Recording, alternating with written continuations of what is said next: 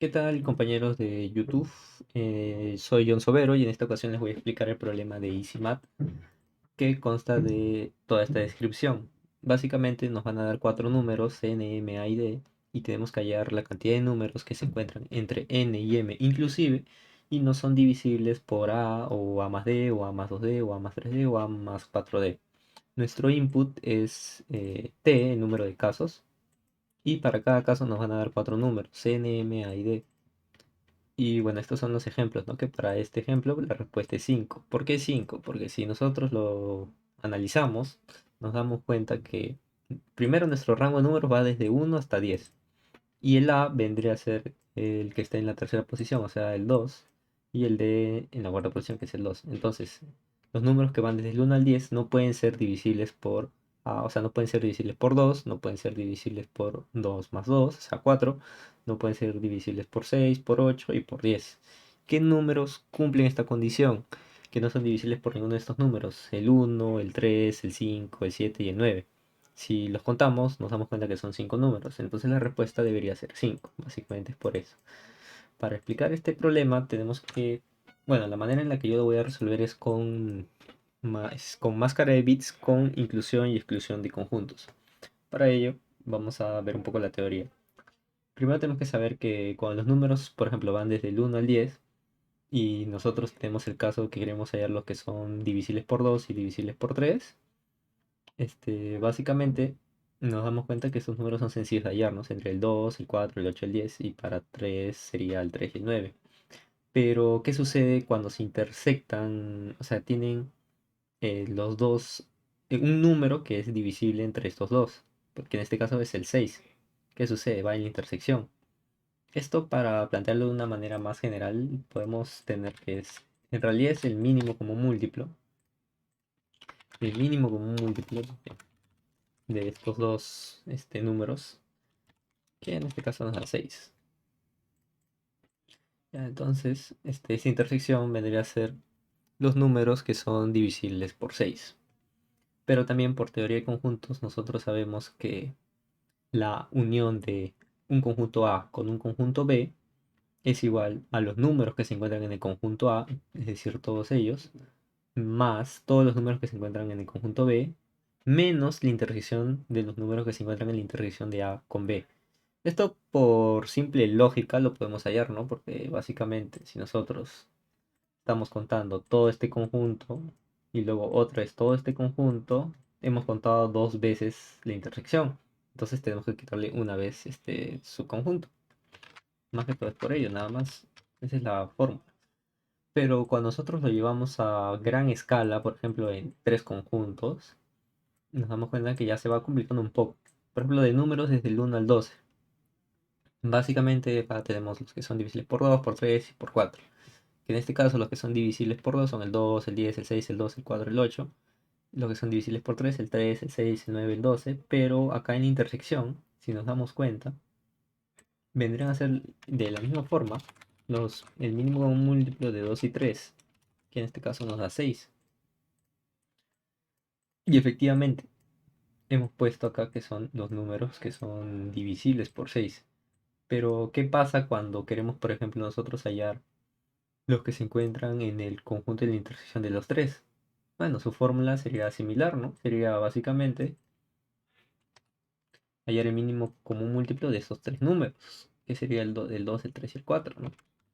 Entonces, sería el mínimo común múltiplo de 2, 3 y 4, que nos da 12.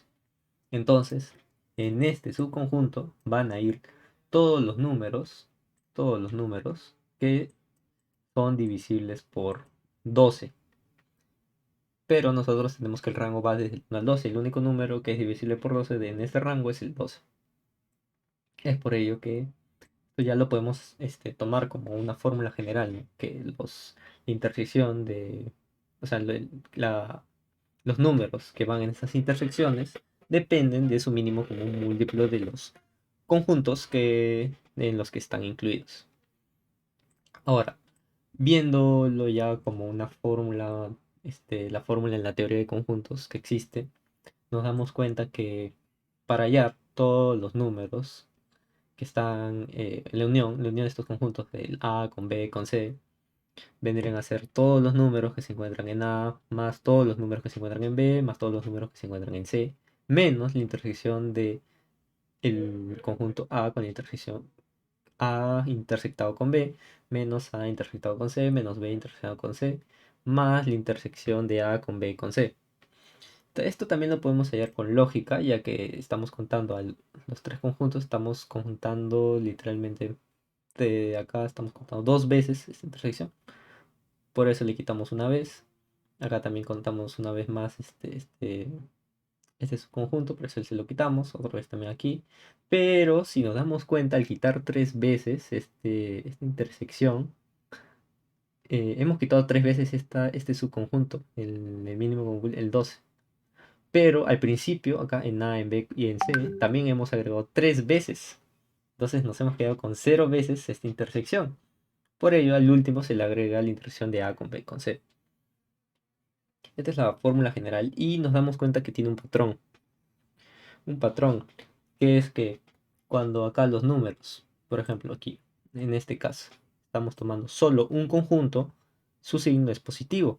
Cuando son dos, o sea, son un número par, tomamos el signo negativo. Cuando vuelve a ser impar, otra vez el signo positivo. Esto nos va a servir para luego esquematizarlo en el código. Entonces, acá la respuesta, ¿cuál sería si nos preguntaran, por ejemplo, los números que van desde el 1 al 12 y no son divisibles por 2, 3 y 4? Sería restar la cantidad de números, que en este caso son 12, menos toda la unión de estos tres conjuntos, que en este caso sería, si acá hay 1, 2, 3, 4, 5, 6, 7, 8, hay 8 números, sería restar 12, la cantidad de números, menos 8, nos da 4. Entonces la respuesta sería 4 números que no son divisibles por 2, 3 y 4. Que en este caso, para corroborar, nos damos cuenta que esos números son el 1, el 5, el 7 y el 11, ya que no son divisibles por ninguno de estos tres, ¿no? No son divisibles por 2, ni por 3, ni por 4. Ahora, un poquito para ver teoría de máscara de bits. No sé si habrán visto el tema, pero yo se los comentaré así a grandes rasgos, donde básicamente para ahorrar memoria, para mejorar la complejidad de nuestro algoritmo que vamos a utilizar, nosotros representaremos cuándo utilizar uno de estos conjuntos a través de los bits. Porque nosotros sabemos que el bit del número 1 en base decimal es 001, bueno, acá seguido de ceros y luego el 1. Y nosotros representaremos que cuando usemos el número 1 vamos a usar la C. Cuando sea el número 2 vamos a usar el B. ¿Por qué? Porque el bit en esta posición, en la segunda posición, está prendido. Entonces, como está prendido, significa que vamos a utilizar este conjunto del B. Acá, cuando el bit B y el bit C están prendidos, vamos a utilizar el conjunto B y el conjunto C. Así para cada uno de ellos también. Para el conjunto A, porque está prendido acá el bit A. Cuando utilizamos los tres conjuntos es porque está prendido el A, el B y el C. Y esto nosotros sabemos que, por ejemplo, si lo queremos ver así de una manera decimal, nos damos cuenta que esto sería el número 1, el número 2, el número 3, el número 4, 5, 6 y 7. Nos damos cuenta que son estos números en realidad, solo que están en binario.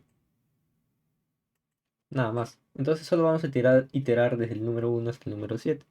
Que si queremos nosotros plantearlo como una fórmula general, vendría a ser básicamente 2 a la número de conjuntos menos 1. O sea, vamos a iterar básicamente desde uno hasta 2 a la n menos 1. Y con esto ya estaríamos recorriendo todos los conjuntos y subconjuntos que necesitamos para hallar la respuesta. Seguimos. Para nosotros también saber el signo, podríamos contar cuántos bits están encendidos, dependiendo si es par o impar, poner el signo. En caso tenemos la cantidad de conjuntos, bueno, de bits prendidos son impares, podemos utilizar el signo más. Si son pares, utilizamos el signo menos. Y bueno, esto ya sería una manera en la que nosotros lo vamos a implementar, ¿no? Ahora, nosotros también necesitamos hallar los números de divisores en un rango de números. ¿A qué me refiero con esto? Por ejemplo, en este caso, Nosotros sencillamente hemos hallado estos números porque van desde el 1 al 12, pero ¿qué sucedería si nosotros queremos hallar desde el 10 al 20? Se nos puede complicar porque si nosotros hacemos lo mismo y restamos, puede que estemos hallando más números de los que necesitamos. Ya les voy a explicar más detalladamente.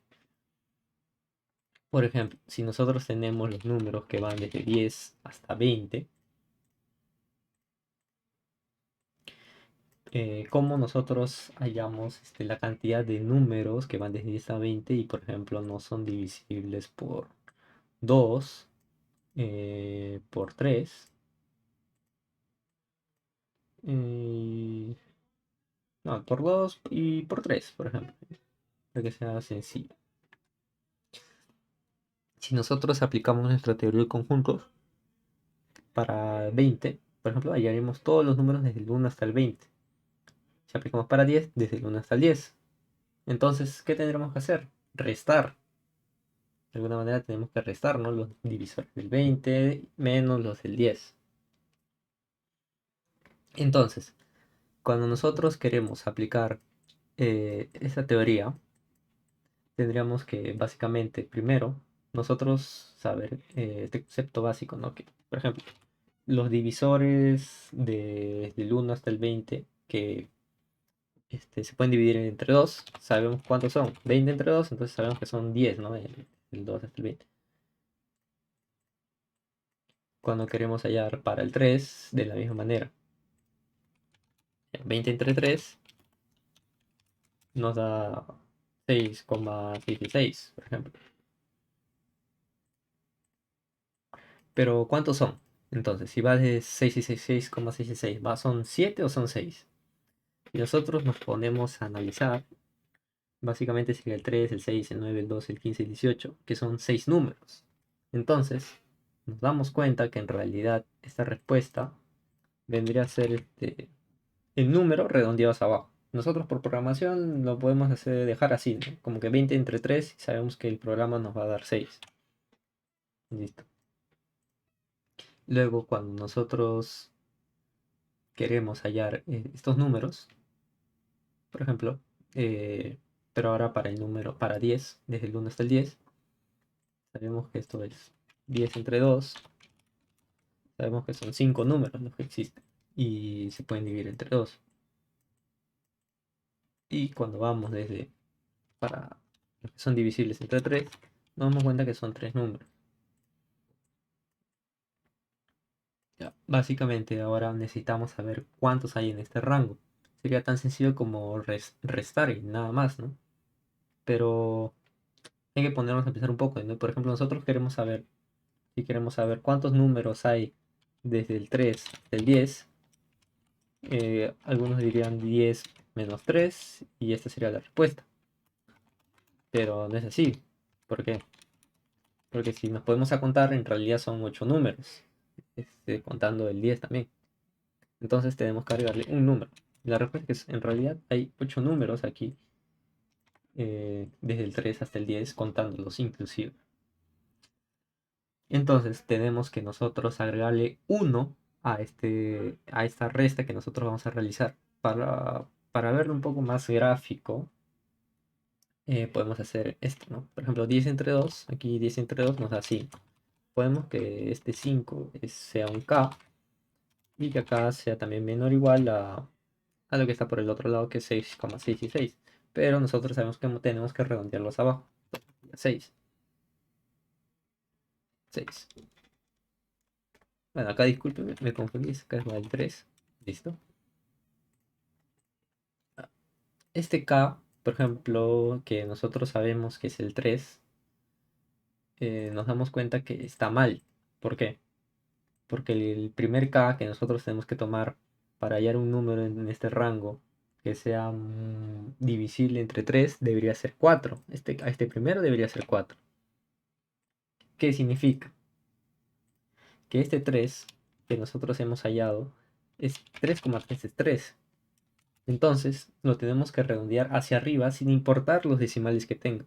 Esto en programación se le conoce como un un SAIL de 3,333. y esto nos da igual a 4. Entonces, la verdadera cantidad que nosotros tenemos que hallar sería 4, que el k itere desde 4. O sea, básicamente acá lo que nos salga en la respuesta es un 6. Y aquí la cantidad que nos salga redondeado hacia abajo. Porque acá es 6,6, ya, redondeamos hacia abajo es 6. Y acá arriba, redondeado hacia arriba, nos da de 3,33, nos da 4. Ya, tenemos que el k va desde 4 a 6. Y lo podemos corroborar, porque si son múltiplos de 3, multiplicamos 3 por 4, el primer número es el 12. Desde el último número, 3 por 6, nos da 18, es el último número.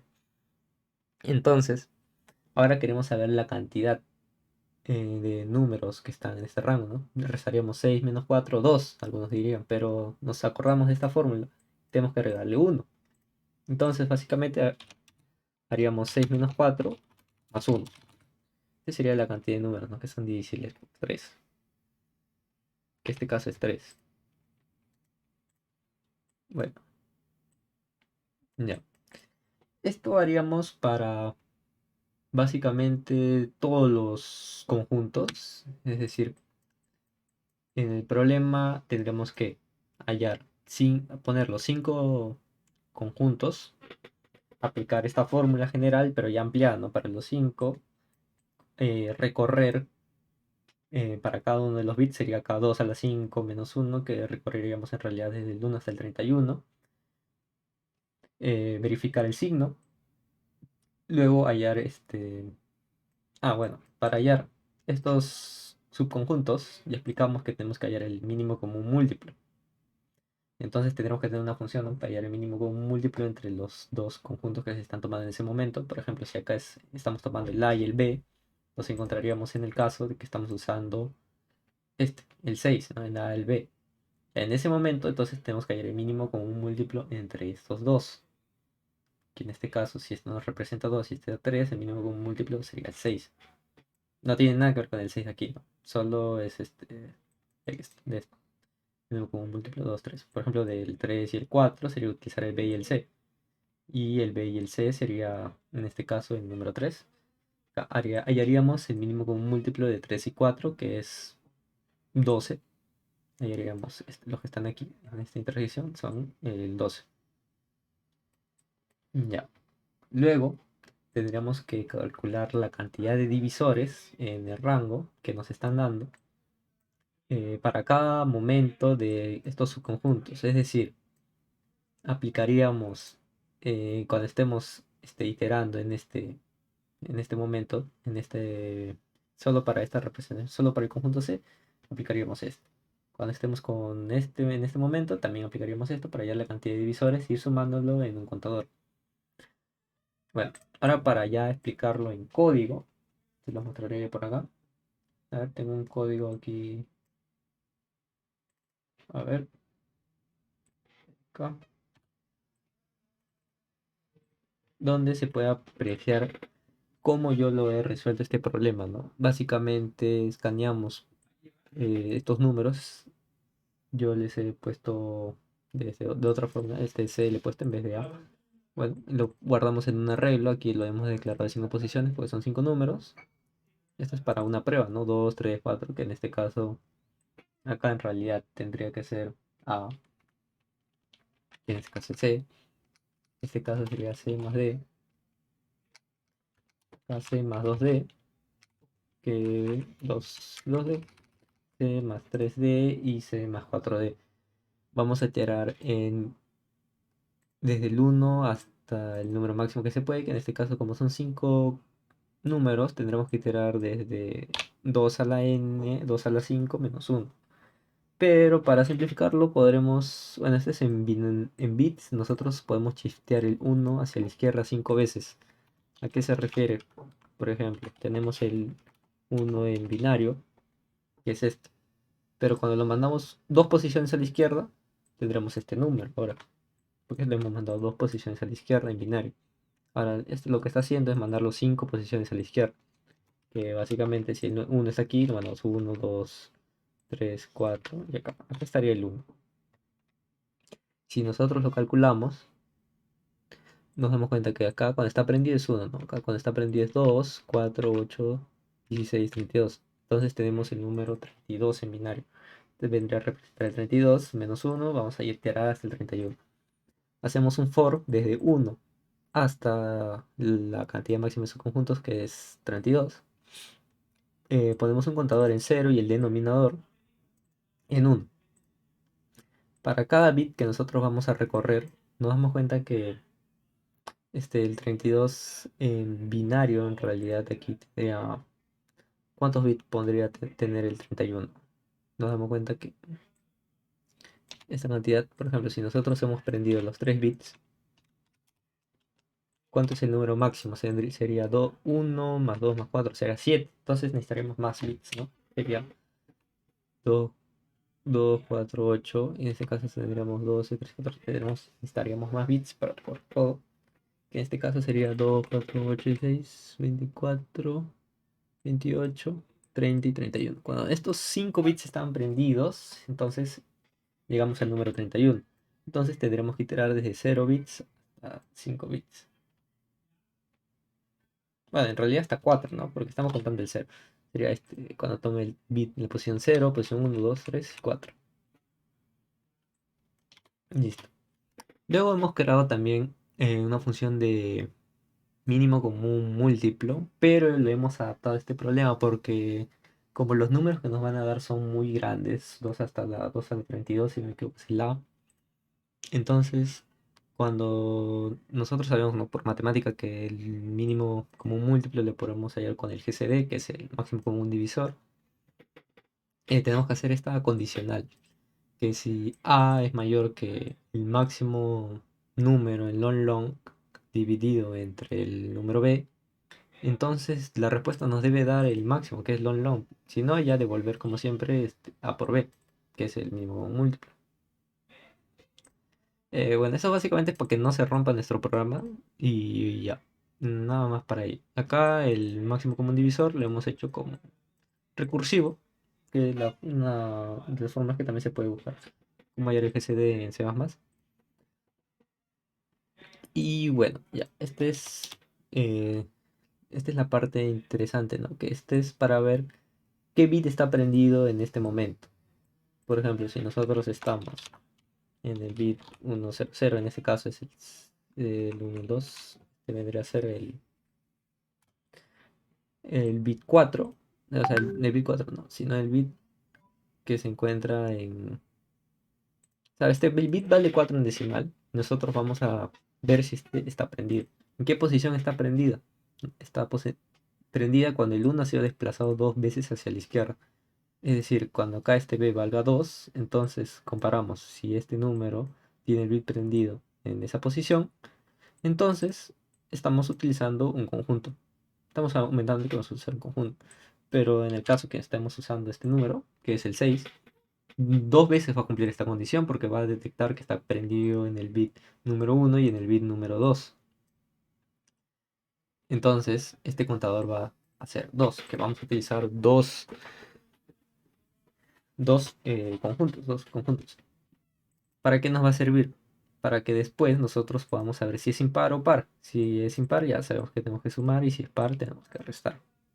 Ese es por un lado. Luego por otro lado, mientras vamos haciendo esta condición, también tenemos que hallar el mínimo con un múltiplo del denominador 1 con la posición de ese número, ¿no? Es decir, que el número que hemos guardado en el arreglo. Porque nosotros sabemos que cada uno de estos bits representa un conjunto, del cual este conjunto en realidad representa un número que es el que va a estar dividiendo a los que están en el rango de números. Por ejemplo, si este vale 3, como en el ejemplo, estamos hallando el mínimo común múltiplo de 1 con 3, nos va a dar 3 el denominador. Pero, por ejemplo, seguimos iterando y nos encontramos el 2, entonces vamos a hallar el mínimo común múltiplo entre 2 y 3. Y esto nos va a dar como denominador el 6. ¿Para qué? Para que luego apliquemos la fórmula que les comenté también. Vendría a ser el m entre el denominador menos el 6 del n y entre el denominador.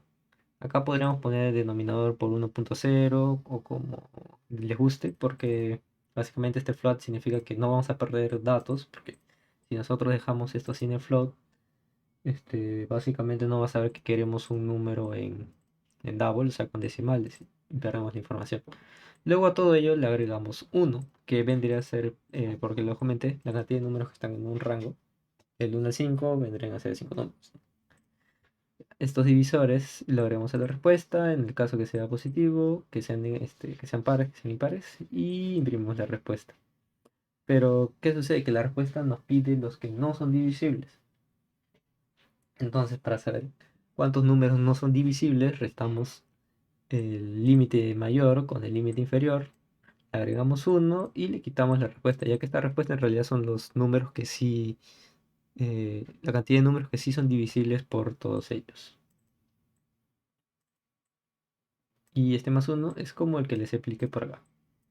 Bueno, esa sería la explicación de este problema de EasyMath. Si alguno no lo comprendió, lo puede dejar ahí en los comentarios. Estaría muy agradecido que me puedan dar sugerencias sobre cómo mejorar estos videos.